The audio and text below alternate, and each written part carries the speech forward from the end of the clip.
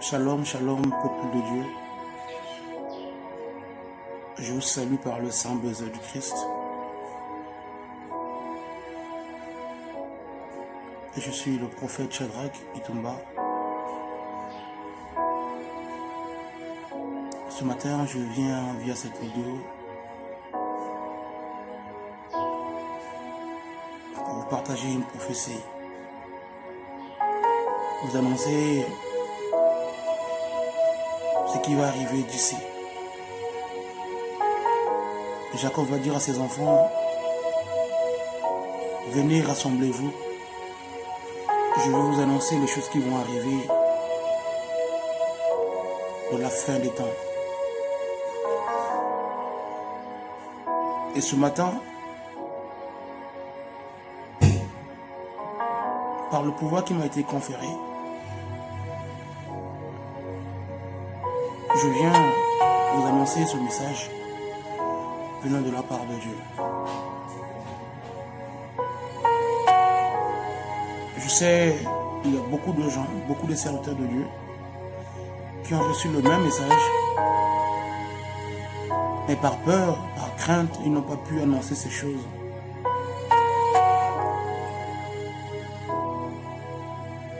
Dieu me dit, fils de l'homme, vas-y, annonce le message. Et annonce ce qui va arriver sur ta nation. Et ce matin, ce n'est pas moi qui parle. Humainement, je pouvais avoir peur comme tout le monde. Mais c'est plus fort que moi. Comprenez-moi, c'est plus fort que moi. Dieu veut ainsi, et je vous annonce ces choses. Avant d'annoncer ce message, j'aimerais tout juste qu'on lise dans la Bible, le livre de Ésaïe 41.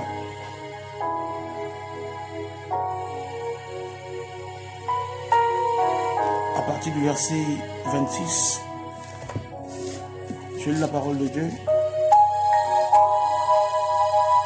Il dit qu'il a annoncé dès le commencement pour que nous le sachions. Et longtemps d'avance pour que nous disons c'est vrai. Nul ne l'a annoncé, nul l'a prédit, et personne n'a entendu vos paroles. C'est moi le premier qui ai dit à Sion, les voici, et à Jérusalem, j'envoie un messager de bonnes nouvelles. Je regarde, il n'y a personne. Personne parmi eux qui prophétise et qui puisse répondre. Et si j'interroge, voici, ils ne sont tous que vanité. Leurs œuvres ne sont que néant. Leurs idoles ne sont qu'un vain souffle.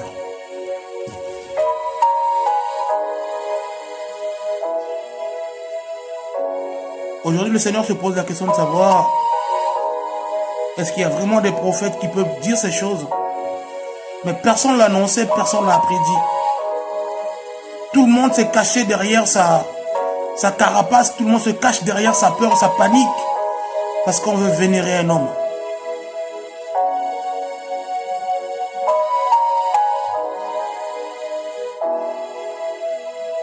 Ce matin, je me suis réveillé en sursaut.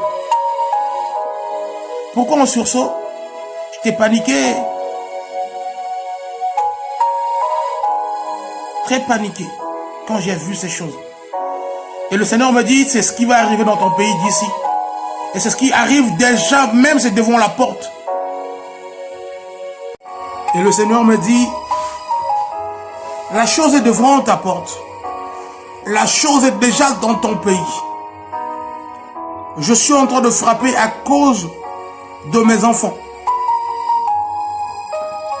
Et là,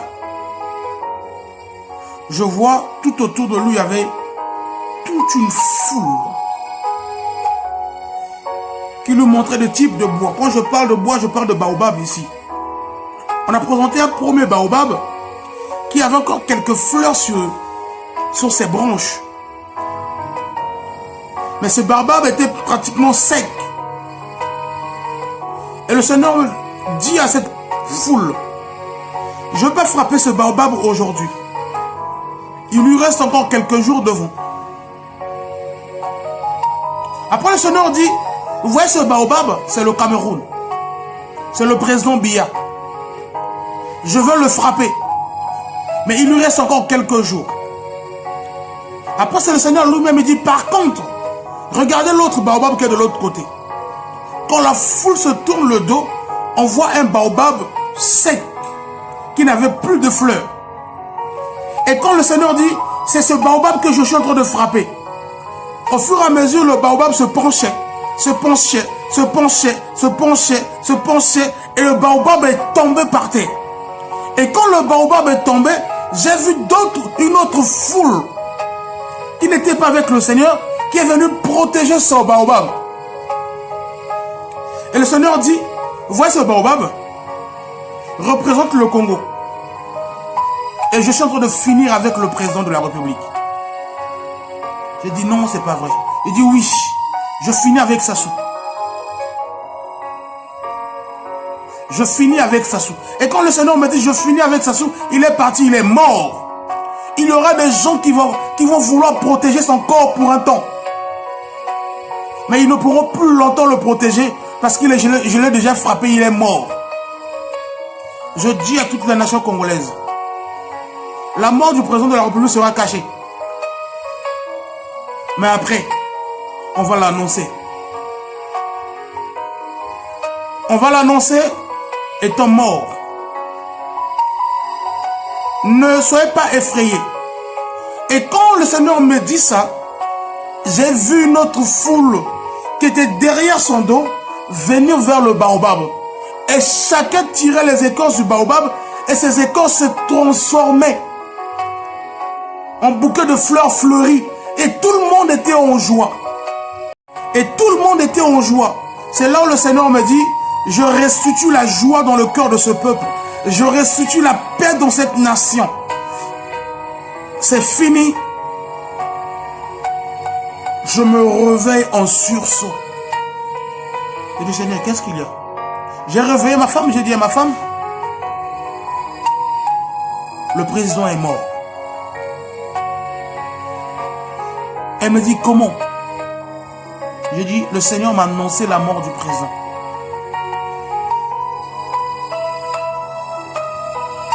Je sais que beaucoup de gens vont ironiser ce message. Me regardez. Regardez les événements qui succèdent tout autour. J'annonce à tous les Congolais, le pays ne va pas bien. Il est temps que vous restez en prière.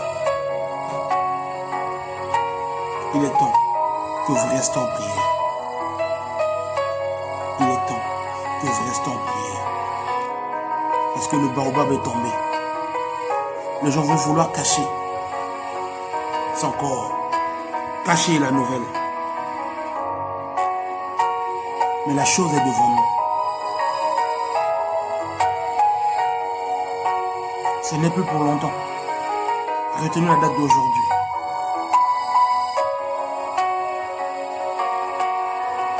Et quand la foule est partie retirer les écorces, et ces écorces se transforment en bouquet de fleurs, et la population était en joie, et le Seigneur me dit